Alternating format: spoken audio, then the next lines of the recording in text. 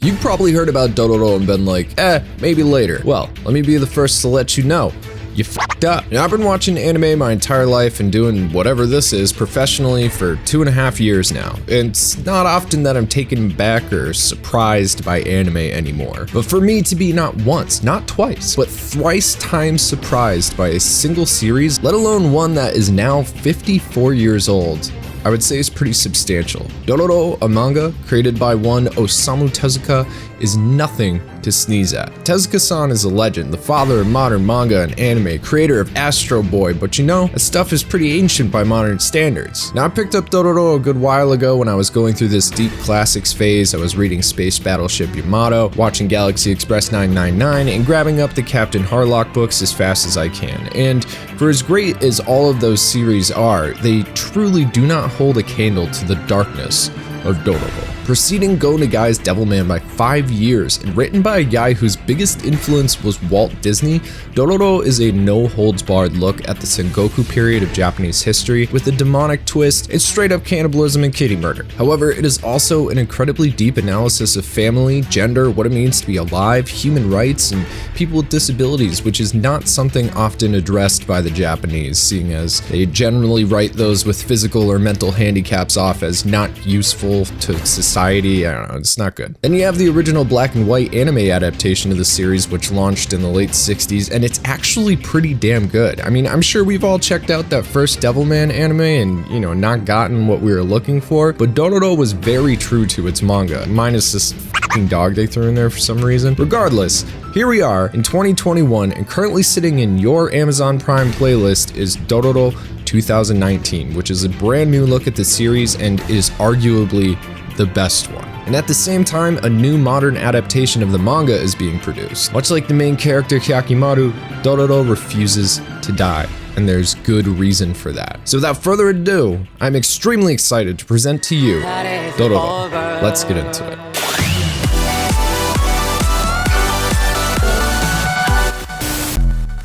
Everyone, here I am, back again with our buddies over at Figurama Collectors to present you with an opportunity that you are not going to want to miss. The world's first resin statue based on Dororo. Now, I want to make some stuff clear that I feel like we've been a little foggy about before. This is a statue, dudes, not a figure, and this is one of Figurama's elite fandom statues. These things are huge and mastercrafted. This one in particular is a complex piece of art featuring 5 Kyuubi, Dororo, and Hyakkimaru. Hyakkimaru's prosthetics slide off, which reveal actual die-cast metal blades. Super cool. He's got a swappable portrait and katana, and there's even stands for the swappable bust, arms, and sword. And if you use our code BPDHD, you get $45 off. Now, another thing that I want to highlight is that this, my dudes, is a pre-order, and there are payment plans available. One doesn't simply poop out a statue like this, dudes. It takes time, so take advantage of those affordable payment plans while you're waiting. Pre-orders are going to start at 10 a.m. Eastern, 7 a.m. Pacific on Sunday, September 12th. And you're gonna wanna set an alarm. These things sell out super fast and are super limited. If Dororo is your jam, this is a one-time opportunity to display that at its absolute finest. Now, on with the show. Dororo is hype. I'm just gonna blanket statement the hell out of that. It doesn't matter which version you're sucking down like a tasty treat, you are not gonna be disappointed, my friends. First off, samurai. You know how it feels about a good old samurai, and if you don't, you need to go watch our Rurouni Kenshin videos and learn yourself a thing. Second of all, Sengoku Jidai. You want to talk about a time frame of absolute brutality, chaos, and superstition? It is all there, and it actually happened. So you can easily mix historical fiction with dark fantasy in an Eastern setting, and it's straight Orgonian golden pigs all the way down. That's a history joke. Now, this has been done plenty of times. For instance, Inuyasha by Best Girl Rumiko Takahashi is very similar in many ways, but it lacks the bite. Here's the bite. Samurai daimyo Daigo Kagemitsu's land is faltering. Famines, droughts, diseases, and war plagues his region, which is enemies are now eyeing like rabid dogs. The people are dying miserably, and as a man and lord of his land, the responsibility to provide rests on his shoulders. But obviously, he's failing miserably. In an act of crazed desperation, situation. He makes a deal with the 48 demons of the local Hall of Hell to give him the power to rule the world, claiming he will sacrifice anything for this power. Alright, sorry, I'm mixing the anime and the manga. In the manga, Daigo is just an asshole who wants to rule the world. In the anime, he wants to save his land, and there's only 12 demons. But either way, he abandons the way of the Buddha, makes the deal with the demons, and a sacrifice must be made. And it just so happens that his wife is due around that exact same moment, and when she gives birth to the couple's first son, the results are, well, let's just say there's not going to be those little hospital photos of the baby wearing a tiny hat, you know what I mean? To say that their child is malformed would be a gross understatement. This thing has no arms, no legs, no eyes, no ears. He's missing organs and nerves. His mouth is this little gaping hole. He's got no skin, but he is alive. Daigo's sacrifice was the body of his firstborn son, and 48 pieces, or 24, depending again on what you're watching or reading, they've been eaten by demons, dude. And if that wasn't enough, Daigo then orders the poor little worm boy to be executed immediately. Ripped from his mother's arms, he's brought out to the river to be drowned, but pity saves him, depending on your version, either by his mother or a very unfortunate midwife. Something that's important to bring up is that if you are familiar with Dororo, then you're more likely familiar with the newer anime on Prime, let's be real. And there are obviously differences between that and the original manga, and of course the original anime, but I would say that the new anime certainly has more nuance, which is fair considering the creators had like 50 plus years to think about an arguably better way to present the story. However, they changed certain characters like Daigo to be more sympathetic, or at least more humanized. It's important to remember that Dororo was Tezuka's first foray into adult manga, or gekiga, which was a divergent movement in the industry circa the late 60s. Before this, the guy mostly made comics for kids. This left Dororo with an odd mix of like the slapstick comedy and goofy cartoon art style, which is juxtaposed against the brutality of the Sengoku Jidai and the extremely dark themes of the story. There are aspects of both versions, the anime and the manga, that are extremely well done, making experiencing both enriching and one that holds few punches. And it's probably common knowledge by now that I'm not really a fan of censorship. Well, let me correct that. Institutionalized censorship I don't like. Like, if you're a parent and you don't want your kids to watch the Pain Olympics, congratulations, you're not the worst parent in the world. However, television, radio, comic books, it's all censored in America. America is all about not wanting you to see a boobie, but it's fine with mechanized assault weapons. That's cool. No kids though. We don't want anybody to think that kids get caught up in violence. That's impossible. It doesn't happen. Regardless, as an American, Japanese media has always fascinated me because they don't give a fuck. Dororo is a shonen, and if there's one thing that's pretty universal across most censorship laws, it's that you're not allowed to show violence towards children. Now, do I want to see violence towards children? No. You know, unless I'm late and had to stop at the grocery store and there's someone at the checkout with 2 kids and a baby and they're all screaming trying to grab candy at the checkout, but I'm already too far ahead in line to back out to go to another. I digress.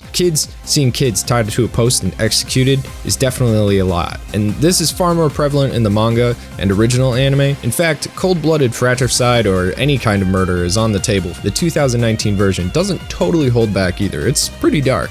And like Devilman, my first read-through of Dororo was pretty shocking. A, because the themes are shocking, but B, for Americans, the 60s in particular were a time of unprecedented censorship. I mean, mainstream media was all holding hands and riding the Ferris wheel. I mean, that was sex back then. Everything was so underhanded and subtextual and covered in a blanket of white Christian propaganda. But out in Japan, you got Dororo and Devilman. That's fascinating to me. I'm just saying, Japan had way less serial killers than America. So one of the first major questions you should be asking yourself is, if I want to get into this, how should I? And that is a good question. Honestly, at this point, the manga is very old. There are things I like about it and things I don't, particularly the ending or lack thereof. Due to the age of Dororo, the original, I would say, lacks meat, pun intended. While it's certainly a showcase of its time, it's been 50 years and I think that we all expect a little bit more from our stories at this point. That being said, as a fan of going back to the beginning, it's hard for me to recommend you skip the original. It isn't a long read, it has that bite I was talking about, but just know that the characters are kind of flat, and not just because they're drawings. I mean, everyone is very one note, The stories are very quick, and beyond the first few chapters and Dororo's flashbacks, it reads like a pretty simple but dark adventure story. Now the 2019 anime, however, takes everything within the original and just jacks it up all the way to the top, making the moment-to-moment matter, adding weight to decisions, thematically backing up actions and consequences, and all around upping the complexity of the characters and our hero's journey. Speaking of heroes, we have left Worm Boy floating down a river. Now luckily this grub cherub is stumbled upon by a man named Jukai, who's been having a bad run of it. He also happens to be like 800 years ahead of his time in the art of prosthetics, which is just never explained, but noting the horrible nightmare baby's will to live, he decides to take it in and give it a life, and he names this baby Hyakkimaru. Now in the manga that's basically it, but the anime has more to say. Jukai was a samurai who I guess moonlighted as a crucifier. That's actually a word, wow. Anyway, that job bummed him out, so he decided to desert the army and build prosthetics for civilians who've been maimed in the wars. It was just after his past caught up with him while he was doing that he ran into Hyakkimaru and decided to give life another chance. Hyakkimaru, however, is like Helen Keller on steroids. Wow, that's a terrifying thought. Maybe he's more like Helen Keller, but missing all his body parts too. That's less funny though. Anyway, he can't talk, hear, smell, or feel, but he can, however, sense people's souls or life force, and once his badass prosthetic body is made, he's able to move around better than normal people, but he's also hounded by yokai and demons. And let me tell you, the yokai representation in this series is pretty fucking rad, dude. Like, right out the gate, we get a Kamiitachi. If you don't know what that is, it's basically the Azuchi from the most recent Monster Hunter game. And if you don't know Monster Hunter, I don't know what to tell you. Anyway, this incident prompts Jukai to train Hyakkimaru in Kendo, but eventually it becomes unsafe for the two to stay together with all these demons trying to hunt down the boy. So Jukai fits his arms with two hidden swords, and Hyakkimaru goes on his way, now the full-on symbol of the Dororo we know and love. Now again, there's differences between presentations. Originally, Hyakkimaru was able to hear and talk with his mind, making him an extremely different character than he is in the anime. And I wasn't sure how the anime was going to handle this, but choosing to make him truly sensory deprived was a great go-to. He can't talk, he can't hear, so it makes his meeting and eventual partnership with Dororo much more emotional and sincere due to the pair's complementary strengths and weaknesses, and plays into the deeper themes presented in the anime that did not exist within the manga. I would also like to note here that the ongoing remake manga also stars a talking Hyakkimaru, but with only 3 volumes out, it's kind of hard to give a solid take whether it's shit or not yet. With all this being said, I should probably talk about Dororo. So Dororo is a young boy, and his name is a goofy way of saying thief, which is Dorobo, but he's making his way through life as a thief, obviously. There you go, you got the name, it's correlation, it's the thing. He's 10, but is slippery and savvy, having grown up more or less alone in the Sengoku Jidai. Now, this is incredibly over-exaggerated in the manga, where Dororo is more or less comic relief. When he and Hyakkimaru cross paths, Dororo was getting his ass beat by some thugs he ran afoul of when a mud demon surfaces and Hyakkimaru intervenes, not to save the day, but because he is a demon-slaying machine, driven by one singular motivation, which is to kill every demon he can find to get his body back. And I mean, to be fair, grasping any motivation with one singular sense is pretty advanced, so, you know, you gotta give the guy a break. His first appearance is definitely a startling one, especially in the anime. He looks like this creepy marionette. I mean, remember, he doesn't have any skin, so his body is covered in a mask and a shell, and it isn't until the mud demon is slain that his skin is returned to him right in front of Dororo, who becomes instantly fascinated by the young man with rhinoplasty rivaling Michael Jackson. And of course, we cannot forget the priest slash super swordsman Biwamaru, who is also blind and kind of, I don't know, like a spiritual advisor to the pair. In the original manga, he doesn't even have a name and has a much less pivotal role. In the anime, he proves to be a key player. But in the new manga, his name is Seimei, as in Abe no Seimei, the more or less Merlin of Japan. Like, big deal. However, Seimei was born in 921 AD, and the Sengoku Jidai didn't even start until 1467 AD, so this expands his personal mythos a bit and explains why he has soul sight like Hyakkimaru, a hidden katana in his loot, and also, you know, kind of looks like a corpse. I mean, 921, 1467, that's a long time. So the demon slaying bunch is together. We got Hyakkimaru, crippled demon ass kicker, Dororo, the sidekick ward who can throw rocks good and stuff, and the wise sage who pops in when it's convenient. So where do we go from here? Again, it depends on what you're consuming. And personally, I'm gonna stick mostly with anime because I think it is the best presentation of the story so far. But in the original manga, it's pretty much just an ass-kicking fest until the end. There's a slight bit where Hyakkimaru falls in love with this lady who takes care of maimed orphans, but then she dies, and that's that. Like, again, things come and go very quickly in the manga. He also yeets his brother with like little to no ceremony. It's all very quick and shallow, but there is one thing that the manga highlights better than the anime, and that's the worth of people who are impaired, their humanity, and their dignity. Japan isn't exactly well known for being kind to those who aren't, I mean, how do I put this? Oh, able-bodied. Like, this is a country who ousted radiation victims from Hiroshima and Nagasaki. Like, they're so focused on the whole of society that the individual can eat shit as far as they're concerned. It's very reminiscent of like ants or bees getting rid of a sick member of the hive.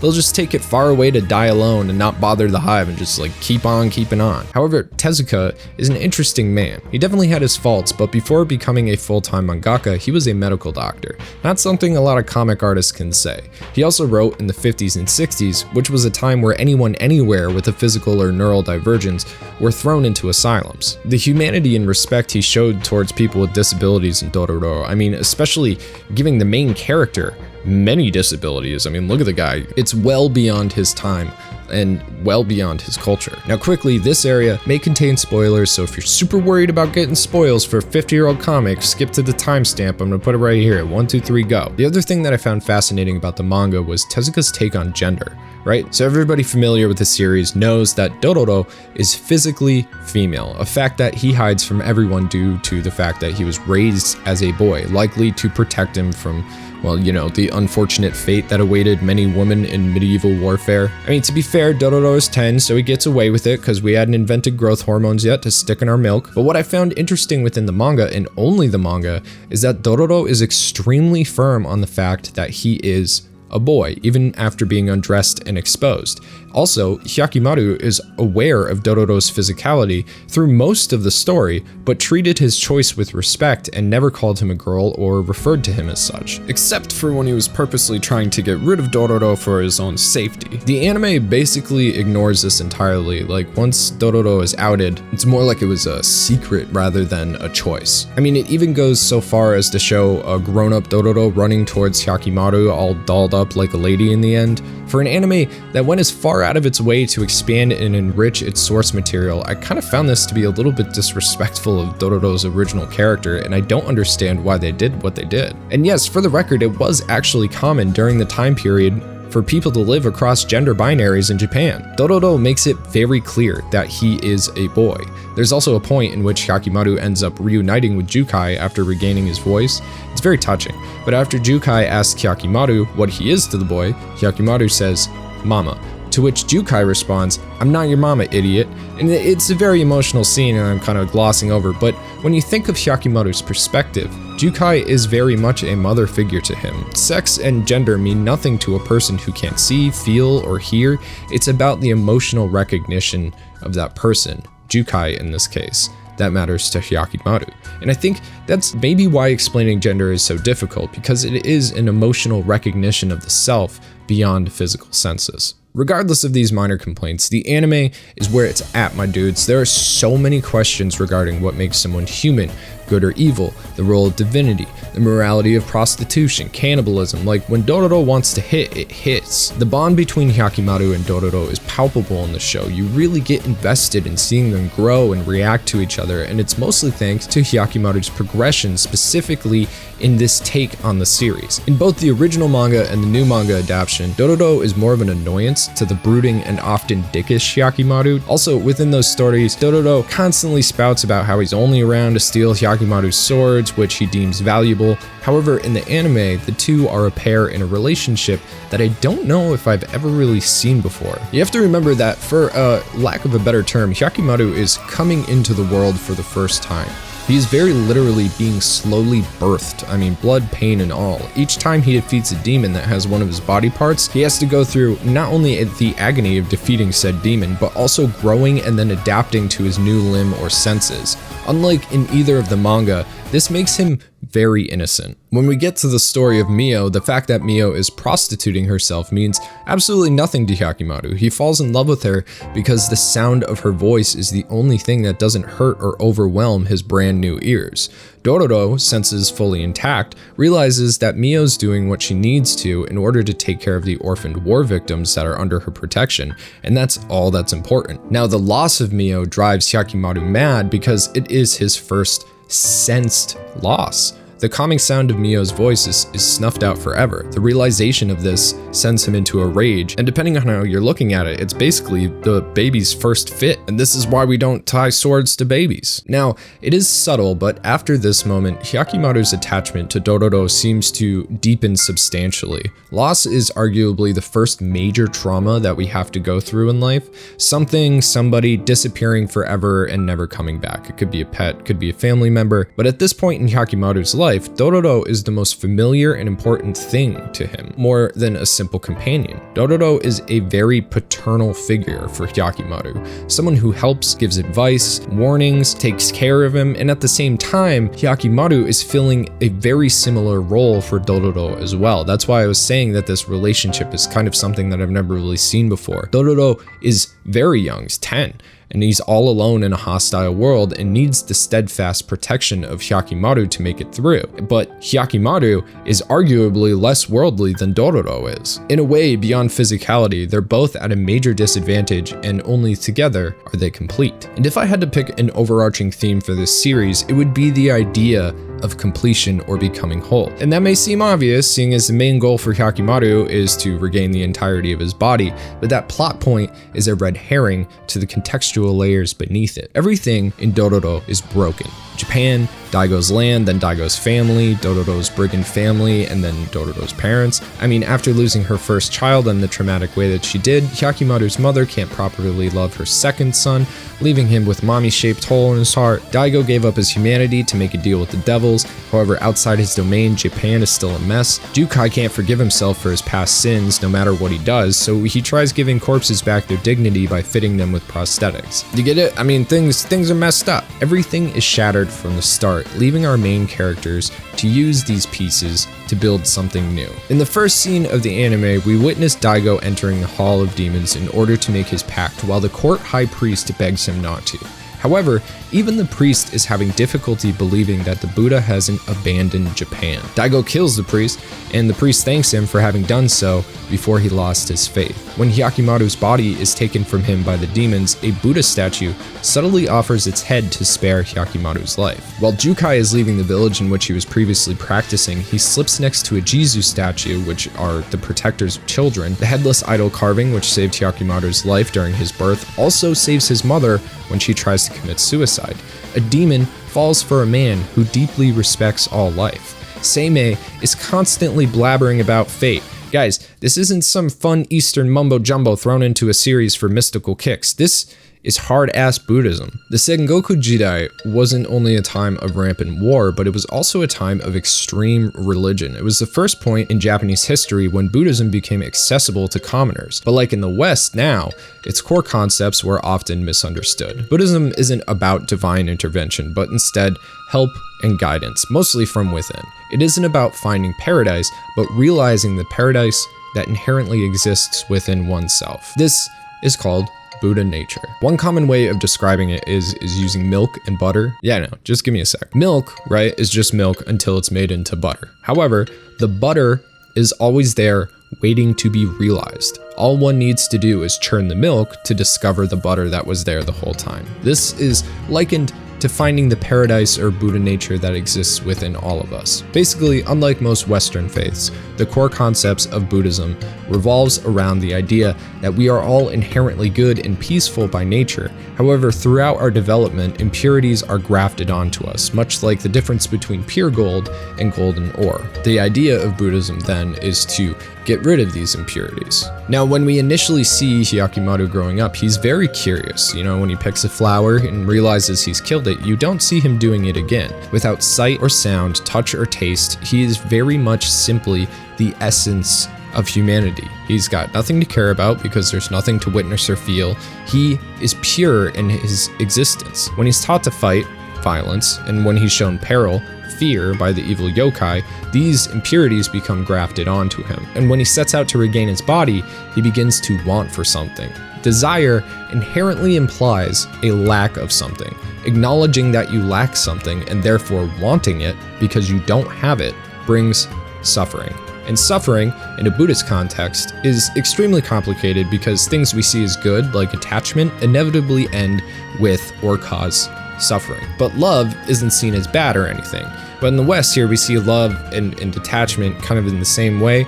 Love in Buddhism is encouraged, but you're also supposed to be like dispassionate about it. There's a lot of flip-flops. English is not a good language to convey the themes of Buddhism, but either way, there's this constant concern over Hyakkimaru losing himself throughout the story. Remember, before his quest, he was ironically very pure.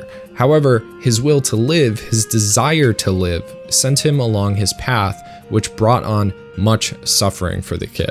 One more thing! There's this moment in the show where Dororo is trapped by a boulder and about to be drowned, and Hyakkimaru tries with all his might to move this rock, but due to his fake limbs, he lacks the dexterity and strength to do so.